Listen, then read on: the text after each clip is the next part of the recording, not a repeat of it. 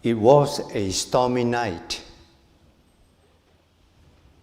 probably worse than what I experienced last night when I was waking up in my own room in Kurrajong. And there was a luxurious cruise ship moving forward against the strong wave. Normally at this time, you will find people still staying in the ship. Many may stay in the casinos, and others might be in the ballroom dancing. And probably you will find some couples spending the evening on the deck, enjoying the romantic night. But on that evening, because of the weather conditions, you will find they all found their way in their own bedroom.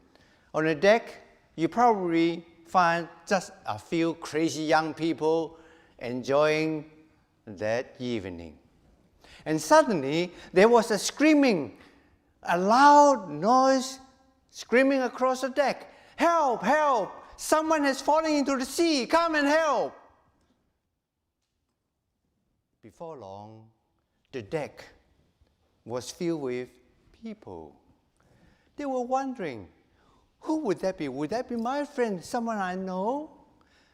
And before long, even the sea captain came. And as soon as he arrived, he immediately ordered his crewmen to shine light on the sea and see whether there was anyone really falling into the sea. Oh, it is very difficult for them to look at because of the turbulent wave. Finally, they can locate the victim. And then the sea captain immediately ordered his crewmen to throw the buoy, the lifesaver, down so that it can help keeping the victim alive. And then he right away said, "Is there any volunteer who will jump down there and save him?" Well, even though you know how to swim, will you dare going down to save him? But then suddenly you can hear across the deck, a series of clapping and yelling and cheering. And indeed, someone did jump down from the ship into the sea. And of course, in response to that voluntary action, the sea captain ordered another buoy to be thrown down into the sea.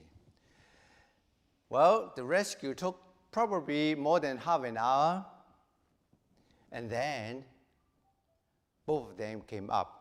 And of course, you can imagine, everybody was clapping their hands, cheering and supporting them. Next day, in order to celebrate this special occasion, the captain announced that they are going to have a special dinner, inviting everybody to come. And of course, you can imagine, because they found out later on that the volunteer, the sea hero, the so-called sea hero, happened to be a man. Maybe a woman dare not go inside. Anyway, after the dinner, then the captain came forward, and you can imagine, as usual, come forward, pick up the microphone, and then say a beautiful word and explain, of course, the reason why they had that particular dinner, special dinner, and want to thank that particular sea hero for that wonderful, wonderful rescue. And then he invited the sea hero to come forward and say a few words. And there was a dead silence among the congregation. As the young man moved forward, strangely, he moved forward with his head down, as if there's no emotion on him at all. And as soon as he walked towards the front, he picked up the microphone, and everybody was listening quietly, wondering what he was about to say.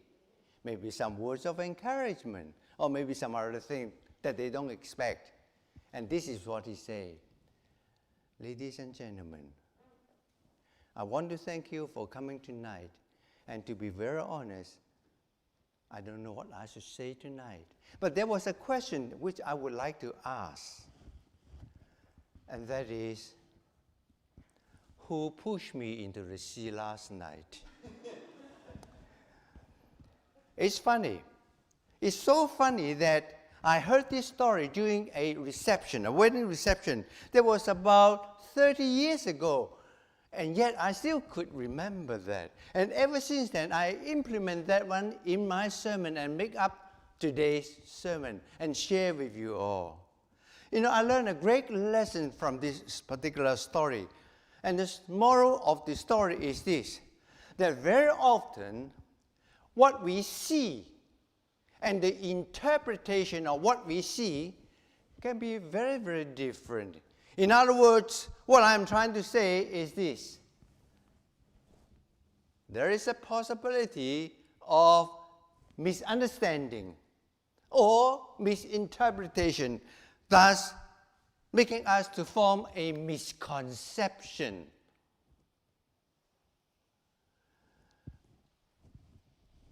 So often, the way we think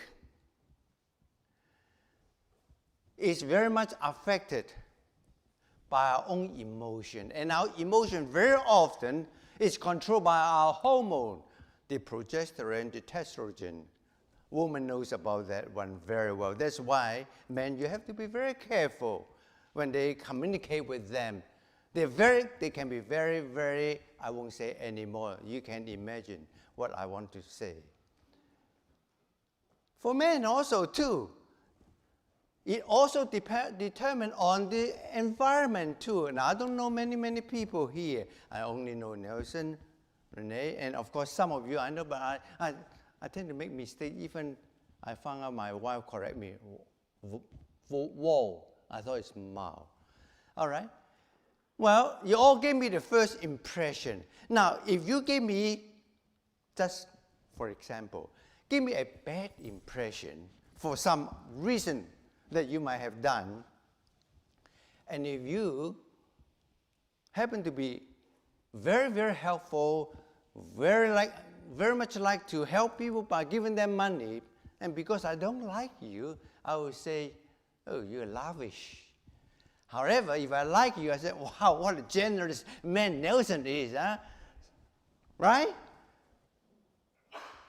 Likewise, if I don't like you and you have been studying Ellen G. White's thing and be very, very careful with your money, then I would say, wow, if I don't like you, I would say you're stingy.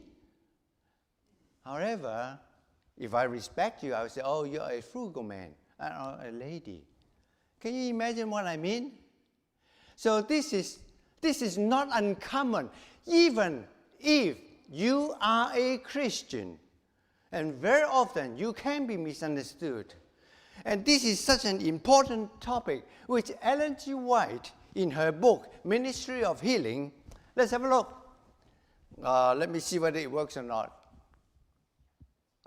Good, it works. Every association, I can't see because I have an operation long ago. Every association of life calls for the existence of self-control, forbearance, and sympathy. We differ so widely in disposition, habits, education, that our ways of looking at things vary. We judge differently. Our understanding of truth, our ideas in regard to the conduct of life are not in all respects the same. So frail, so ignorant, so liable to misconception is human nature, that each should be careful in the estimate he places upon another.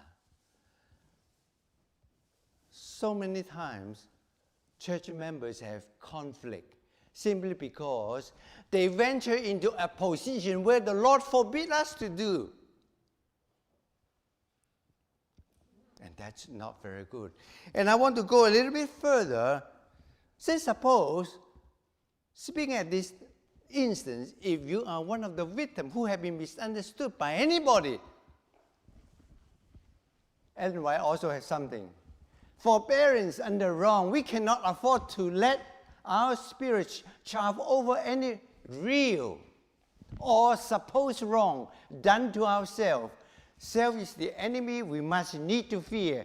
We not allow our feelings to be easily wounded. We are to live, not to guard our feelings or our reputation, but to save souls. As we become interested in the salvation of souls, we cease to mind the little differences so often arise in our association with one another. As I said earlier, because we're human beings, as long as we are human beings, we tend to think, and our thinking normally involves in analyzing people's motive, analyzing people's movement, and that is the problem. And as I mentioned earlier, this kind of problem does happen even to Christians too. And we have a Bible story which I would like to draw your attention, recorded in 1 Chronicles 19, verse 1 to 3. Allow me to read faster this time. Now it came to pass after this that Nahash, the king of the children of Ammon, died, and his son reigned in his stead. And David said, I will show kindness unto Hanun, the son of Nahash, because his father showed kindness to me. And David sent messengers to comfort him concerning his father. What a motive! You know, you just want to go there, send somebody to go there to comfort it. But the princes of the children of Ammon said to Hanun, think thou that David do honor your father, that he have sent comforter unto thee? Are not his servants come unto thee for to search and to overthrow and to spy out the land? Wow! Have you ever had that kind of experience? You attend people's funeral with a good heart, and then people misinterpret, misunderstand, and then form a misconception of your personality, of you as a person. It is really a strategy. And the most important thing that I would like to show you, and that is this one. Wherefore Hanun took David's servants and shaved them and cut off their garments in the midst heart or by the buttocks and sent them away. Look, who is Hanun? He was in high position. He was the king. He was the king.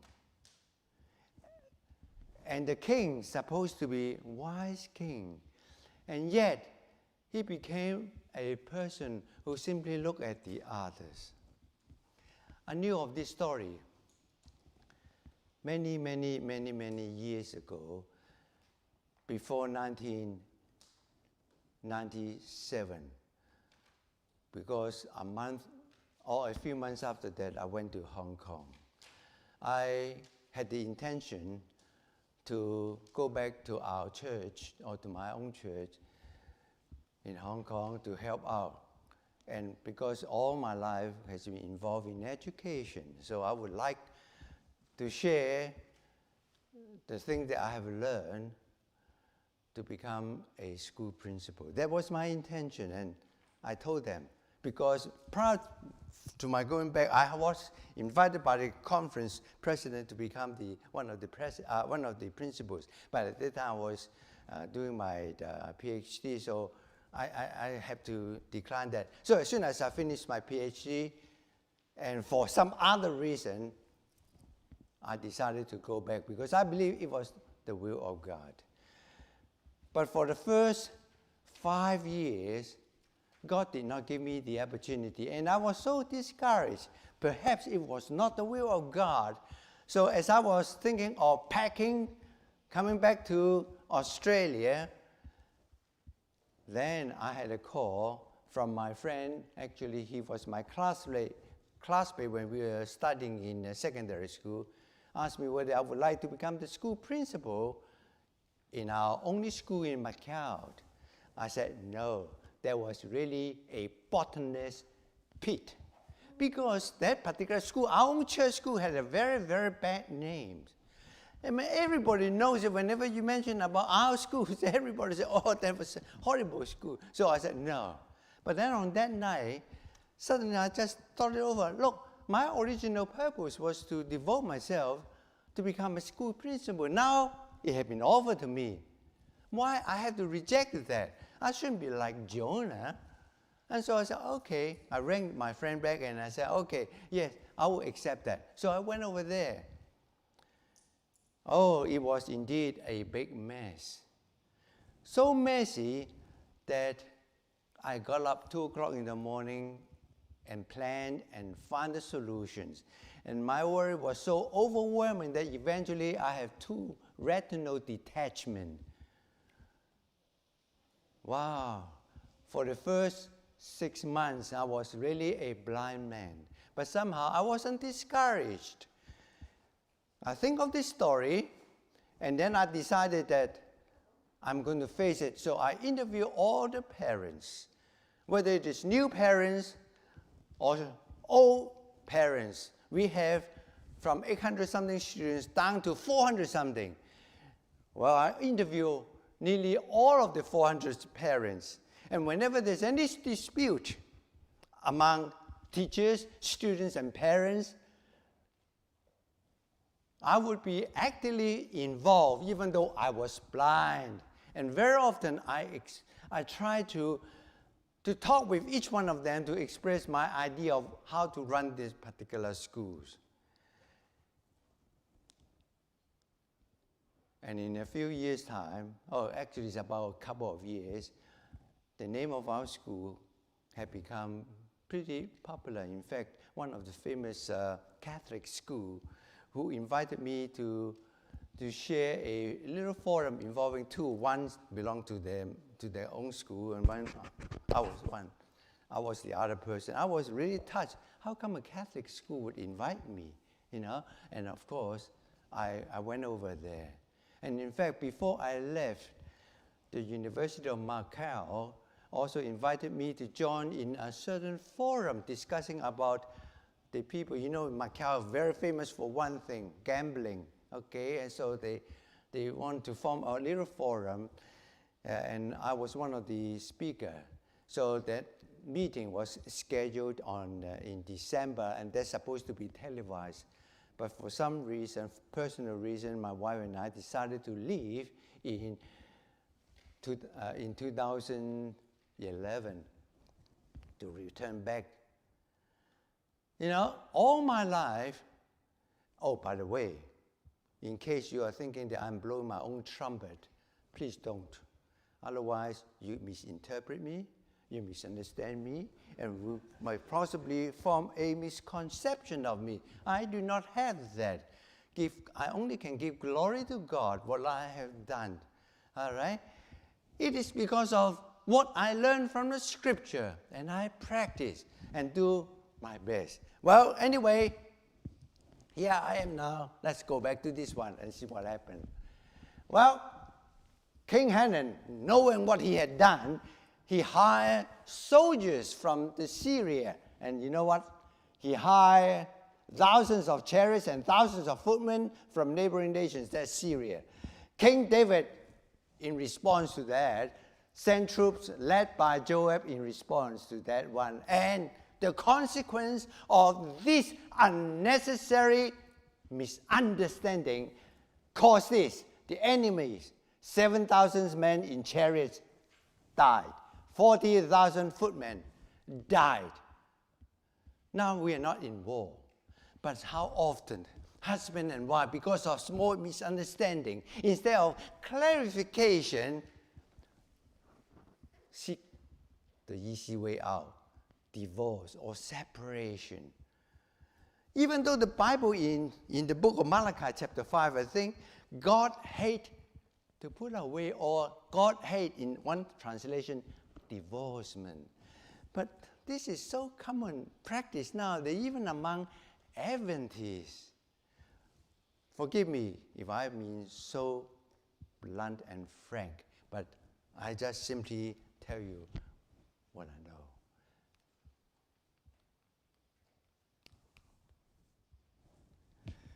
If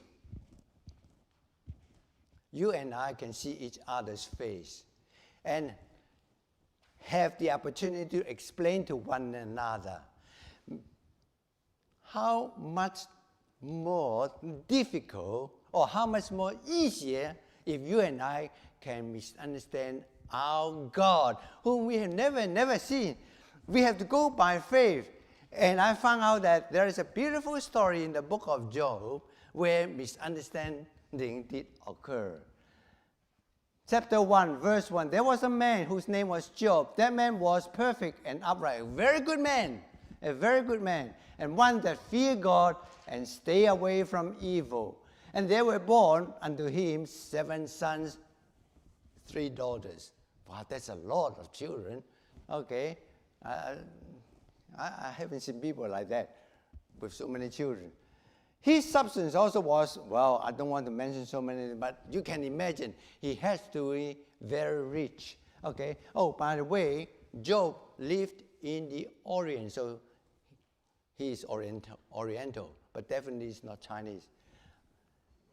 Verse 4, spiritually, every time the sons feasted in their house, they sent for their 3 sisters to eat and drink. And in verse 5, when their feastings were gone about, that Job sanctified them, rose up early in the morning, and offered burnt offering. According to the number of them, it may be that my sons have sinned and cursed God in their hearts. So he was actually a very spiritual person.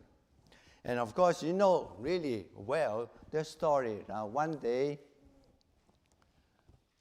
Satan walked around and then happened to be there.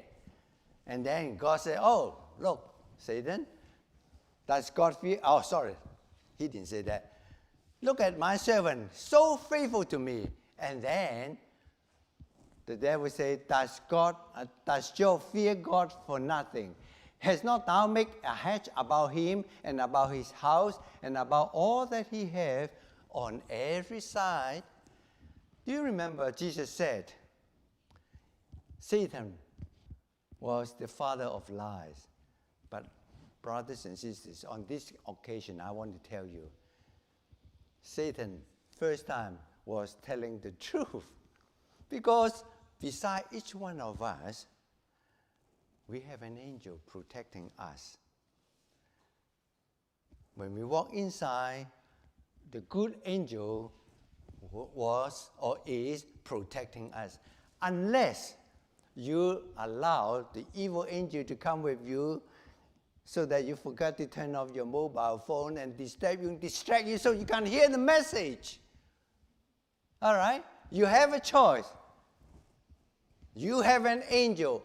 You and I have an angel to protect us. Well, God said, all right, you say so, I'll let you do something on it, except you're not allowed to touch his life. Now watch him. There are 4 verses there.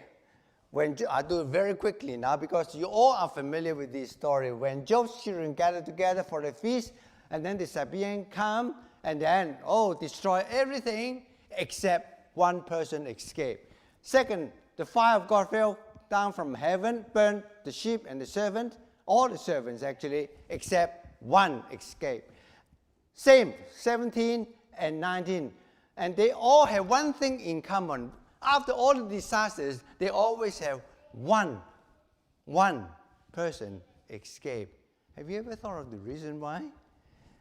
Well, the devil is smart. He wanted to have someone to remind you all about the disaster so that you can concentrate on the disasters and feel very, very sad. But fortunately, we have Job as a good Christian. And this is what he said. According to Oriental philosophy, he said, naked came I out of my mother's womb, and naked shall I return. The Lord gave, and the Lord has taken away. Blessed be the name of the Lord. When I thought about this, I think there are at least two applications that we can think of.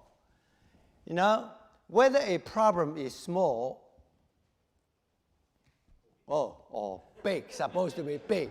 Typing error, sorry. Depends on how you look at it.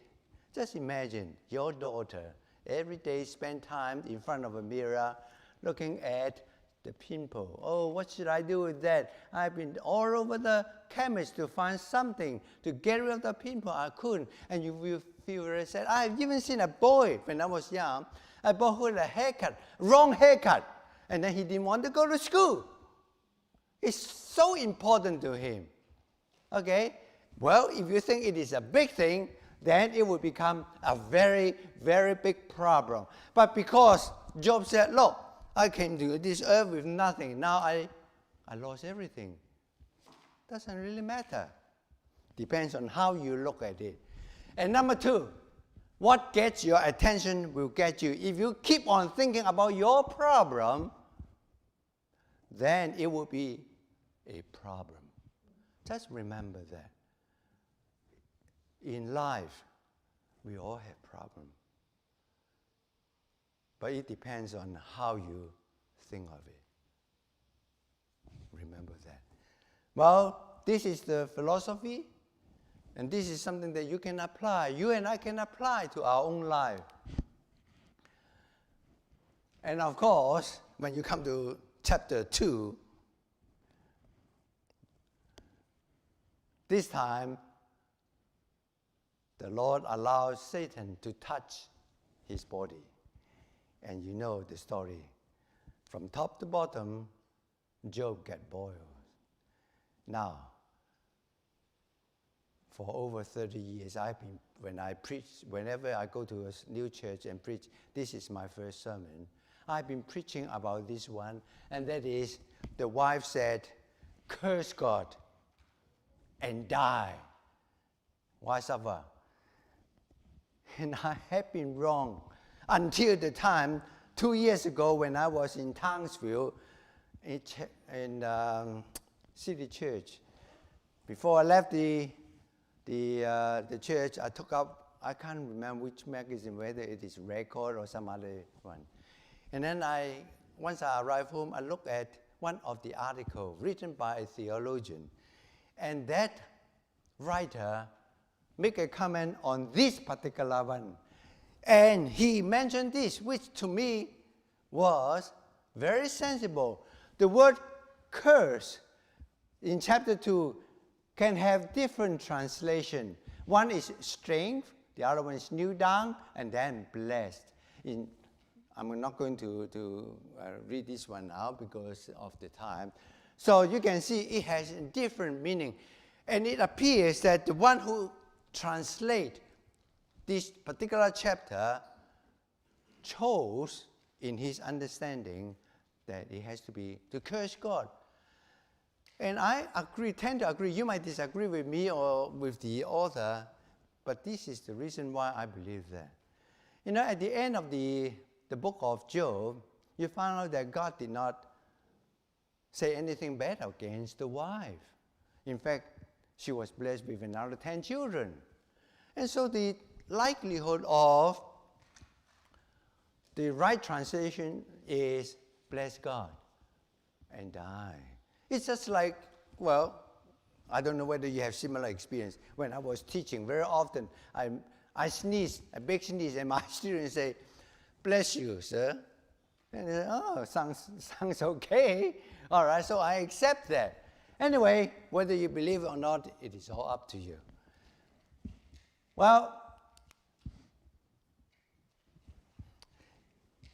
with all the chapters in the Bible, one of the many chapters which I don't like to read, and that is Job chapter 3 onward.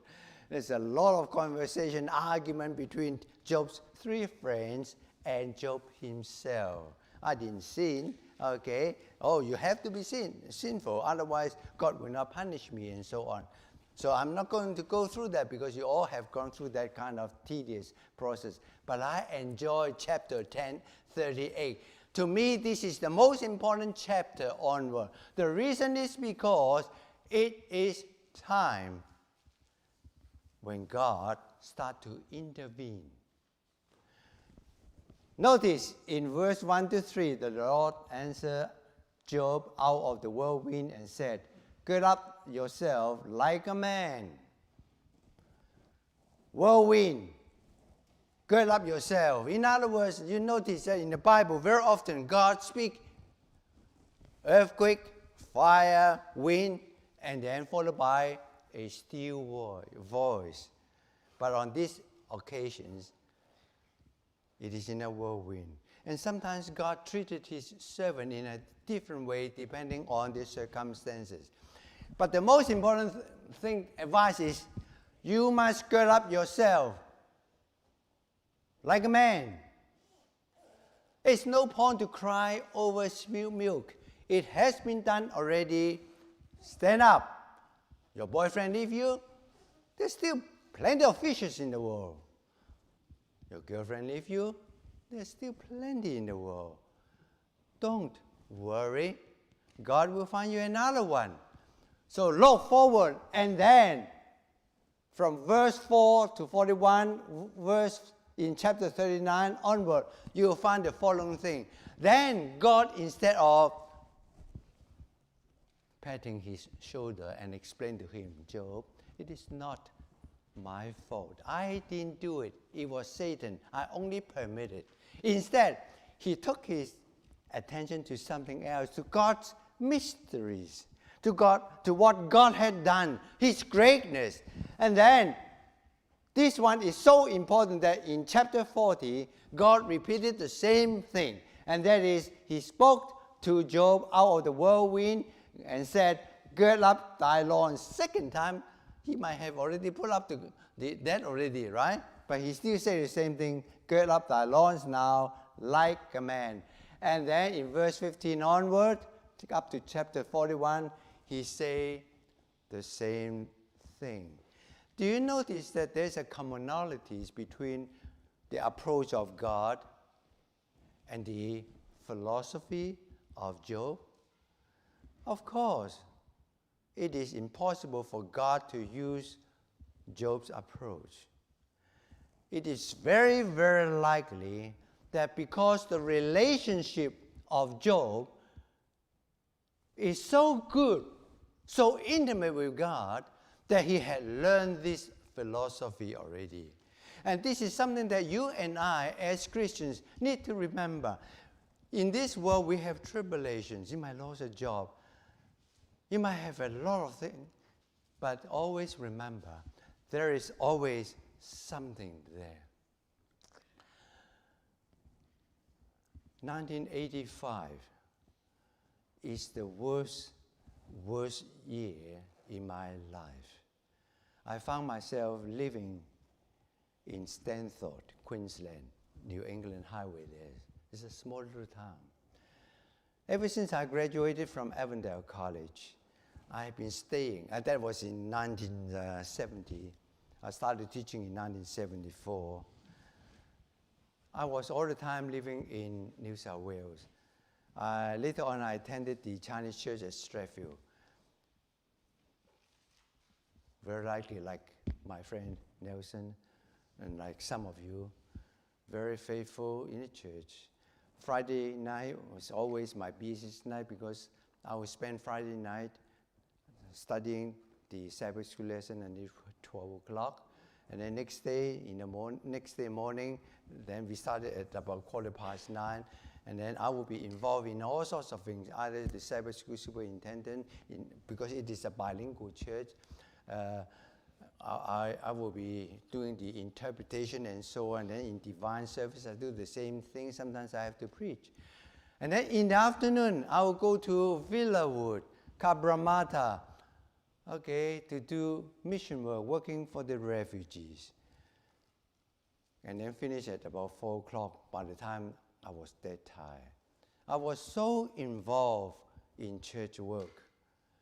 And eventually, I befriended with one of the refugee girl, and in fact later on, she had Bible study with. I don't think you people might know, brother Pastor John Chen, who is now retiring in Melbourne. Okay, get baptized through him, and then after that we got married. And all the time we have been living here. But very often, people are different, and she faced her own difficulty, and for unknown reason and her own choice, there was another man involved. And in order to help her avoiding trouble, avoiding temptation, I decided to move away from city and move to the country. So I went to Queensland, found a job at Stanford. So I was teaching there. And while I was in Stanford by myself, there was a house that I bought, waiting for their coming. Then, of course, I found out later on that something happened. So bad that divorce might be the only solution. However, I tried to go through a lot of counseling, using pastors and so on. Doesn't work, so eventually we separated. And he lived with the man. And I, without going into detail, in my hand I had 2 children with me. One is only 4 years old, and the other one is 3 years old. And I try my very best to look for them. I learned how to cook, and of course I can never be a good cook, but I try get up 4 o'clock in the morning and try how to learn good cook and good food and so on. But we always attend church quite early. 8:30 we'll be already around the church area, making sure that we will always go on time.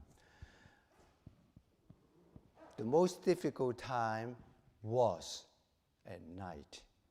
Why? Because along my street, there was practically no neighbor except one on my right and another one far away on my left.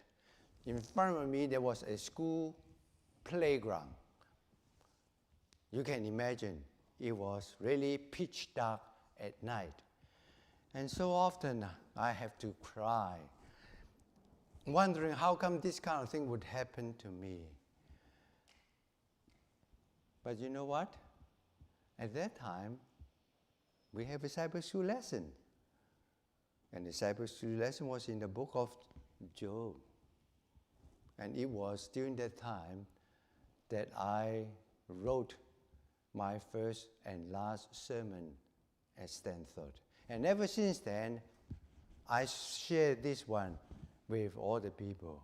But you can imagine, now, later on, I took the children, and of course, I didn't want to give them back because the wife changed her mind, and I can't allow my children to live in a family like that.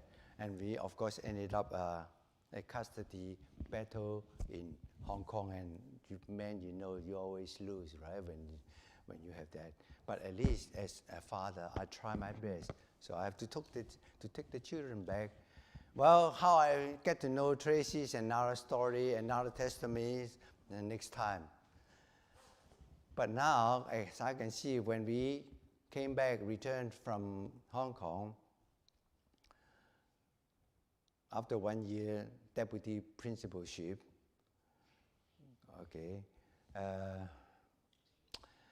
we tried to save up money because we knew that when children came to the age of 12 years old, we have a chance to fight. So when my youngest son came to 12 years old, so I wrote to the mother. I said, I want the children back. If you don't, then of course we will see you in court. And of course, eventually she gave up, and then we have no children.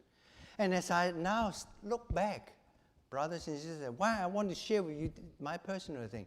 Look, there's really a problem, whether it is big or small, depending on how you look at it. I lost almost everything. And now I have my wife here, a new wife, and I think we're doing okay. I hope so. And Now we have our own children, my own child, our own daughter, and that's actually is another story because it was a miraculous child. The Lord has been so wonderful. The Lord allowed me to experience a lot of things, but I never try to feel discouraged. And thanks to the book of Job, and thanks to the Bible, the thing that I have learned, and it was so wonderful. I don't know whether this will be the last one or not. Let me have a look. Yep, that's it. So in short, brothers and sisters, if you haven't learned anything out of this one, just remember this. You can be guaranteed unless you are not faithful to your God. But if you are trying to be faithful, the devil will definitely follow you and find all sorts of ways to discourage you. Study, employment, family. You cannot escape all this kind of experience unless you determine to be single. But if you intend to go through a normal life, and I'm not implying, don't misunderstand me, that if you don't have that, that's abnormal. Remember, trust God and be faithful, believing that all the time the Lord is looking after you. And the only thing I can share with you, and that is, after I was baptized when I was about 18, very young, but I learned from spirit prophecy that I am a sinful person. And I learned to say this particular prayer. And that is, I told my Lord, and I said, Lord, you know that I'm a sinner. The way I think, the way I do can be very, very stupid. But please, I prefer you to send trials and tribulations to me and teach me. But if you don't, and if I leave the church, very silly. If I leave the church, it's not my fault. You're not doing your job. You see, because I already invite you to make sure I go through the trials and temptation, and the Lord has been throughout my life, allowed so many things for me to learn, and I am greatly humble and thankful to my God for all the experiences that He had allowed me to go through. And you know what? The last phrase I want to share with you, and that is, I always believe in that. If Jesus is willing to die for me, even before I was born, He definitely loved me very much.